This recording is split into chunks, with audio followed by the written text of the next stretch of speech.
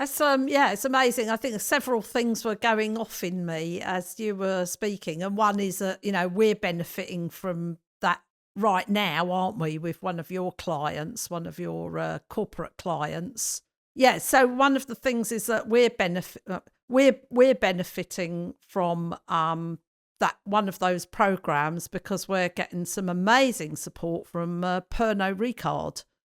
Which we just wouldn't have been able, without your connecting and your program, we wouldn't have been able to stretch out that far. And then I was also thinking about this series of the podcast is actually called Justice Redesigned. And of course, justice brings the image of the scales of justice. And I just felt that there was something about the work you're doing that goes beyond the meaning and purpose and putting balance into some of what is very imbalanced in our society. And maybe you could speak to that. Well, that speaks then the equity piece, isn't it? About redressing the imbalances, of which we know there are many inequitable imbalances, if I'm saying that right, throughout all different pillars of our society. And of course, the broader piece around nature and our environment and our natural habitats. Regenerous, the word itself comes from being more regenerative. We seek a more regenerative economy and more regenerative business. Now, at the moment, it's an aspiration. I'm not going to lie. There aren't loads of examples where you can say, oh, here's a regenerative company, because to be truly regenerative means you're not causing any harm to the planet at all in the manufacturing or the way that you're doing things. Releasing emissions is technically causing harm, even if they're small. So yes, but it's an aspiration and it's something that we're all working to, and we need that because the planet is a living, breathing ecosystem, if you're in that school of thought, which is the Gaia theory, which is scientific, and James Lovelock, did great work around this. But that ecosystem, it's all about balance and harmony and bringing it all back into balance. And since the Industrial Revolution a few hundred years ago, we've just contributed somewhat to some major imbalances there. And then within that, you can use that as a metaphor if you want to, with how we've almost mirrored that within our society, with the way that we treat each other. Whether you are born into affluence or not, it's just a bit of a lottery, really, isn't it? But then that follows you throughout your life. And so a lot of the great work that the VCSE sector is now trying to do, and of course also DEI departments within corporate firms too, is about redressing all of these imbalances so that social mobility can really happen and thrive. So it doesn't matter where you're born or who to, everybody has the same chance at life, and to go out into the world and do the things that they feel most called to. I think that's just a beautiful dream, but why can't that be real? Why can't we have that? Well, what I really like about what you're saying is that there's a picture that, I mean, certainly as you were speaking, I could identify and see that picture very clearly.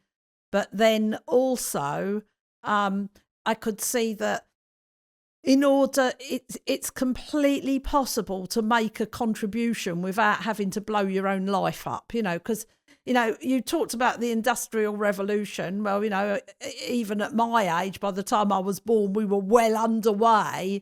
And so if you're born into it, it's about when you get that icky feeling about, well, something about all this isn't right, you don't have to blow your whole life up or throw everything away in order to make some kind of valid contribution. And that's the bit, isn't it? Is like, how can you do just the one bit you can do? Because if we all did that, difference happens.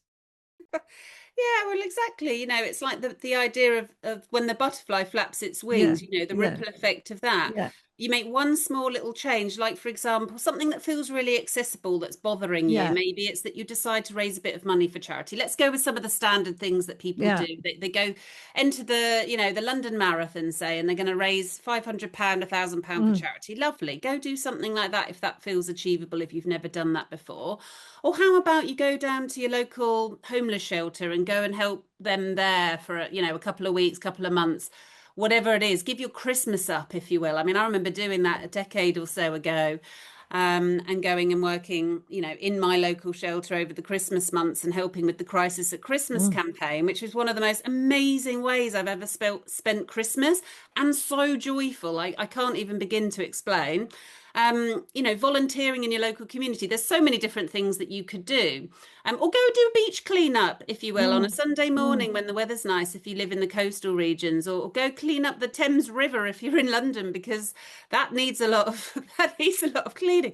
I don't know, whatever the thing is, there's so many different ways that you can volunteer, give back, and they can be relatively small and not therefore the sorts of things that, you, like you say, blowing your life up is the metaphor to making a really, really, really big change. But what I would say to people is, once you develop a bit of a muscle for doing things that are different to your normal modus operandi, if you will, whatever that be, you might find it becomes a little bit addictive, and there'll come a point where making a brave decision, making the bold step, taking that slight leap of faith is a part of the process as well to creating greater change in your life, if you have a burning desire for it, of course, and you'll know if you do. And I would also say, really listen in on that, because one of the cruelest ways we can treat ourselves, and we're here on the All Things Conflict podcast, but our own internal battles and that internal conflict we have with ourselves is one of the greatest to overcome, isn't it? And so if we have that within ourselves, usually I've learned along the way that it means that something's not right within me. I'm not living to my values, or I'm not speaking up about something. There's not a truth. There's a truth that I'm not in, if you understand what I mean, right? Completely. And that's something that we've got to really listen to. And if it's about career, and if it's about purpose and the path that we're on, sometimes taking a bold leap can be, it's one of the assignments in my book, Maria.